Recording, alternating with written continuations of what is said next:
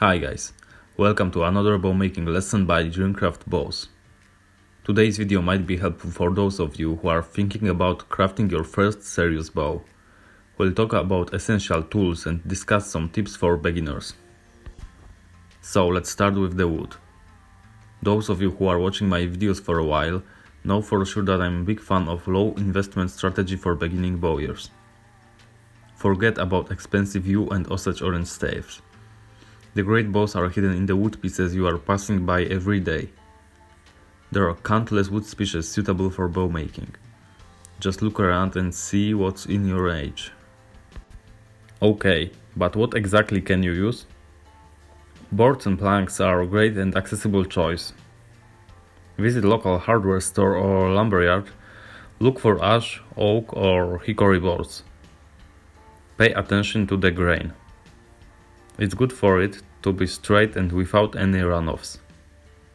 What's worth mentioning, hickory doesn't require such carefully selected grain to make a solid bow. It's forgiving and can take very much.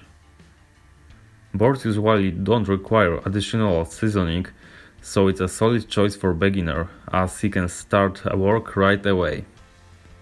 Another way to go is to pick logs or branches as a bow making material. This should be in your range too. Spend some time learning about wood species in your area and identify those you can get. Then visit Primitive Archer forum and verify if they will be useful as a bow wood. Then decide which one to pick.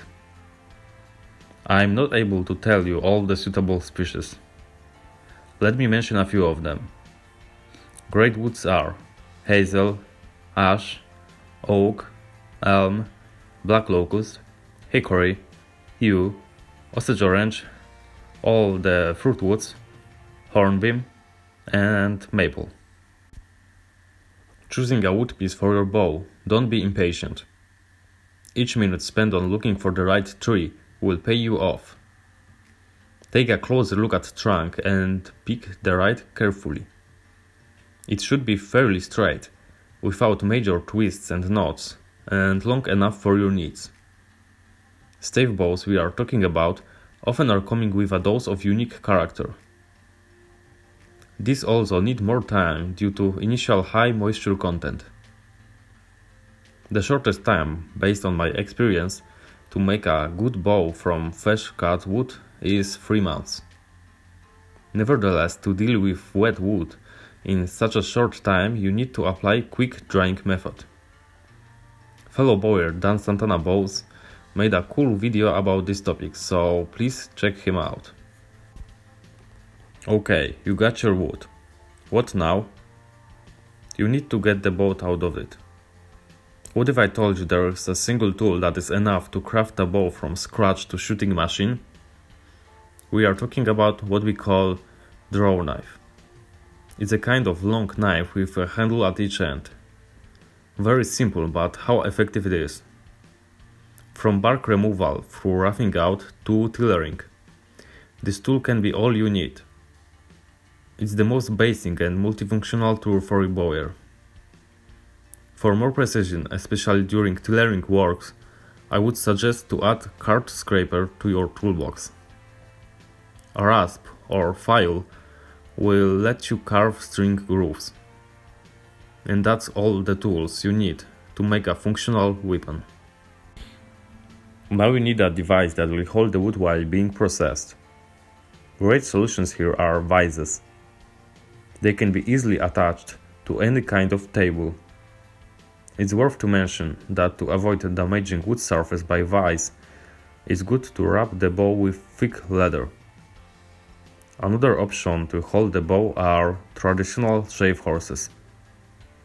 These were used from ages and can be used outdoors, what I find pretty cool.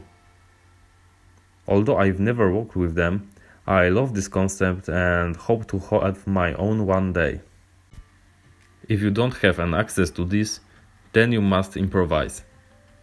You can attach the stave to table with clamps or belts. Another option is to work with the one end of stave resting on the ground. You can complete most of the process this way using hatchet to rough out the bow. At many stages of making a bow, you must reach to your creativity supplies. Every bowyer sometimes has to think outside the box. So you finally managed to craft the bow. Now you need the bowstring.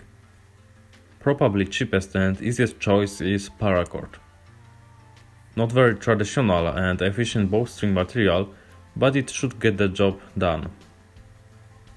If you are looking for a more professional solution, consider making your bowstring from flax twine, dacron or flax flight.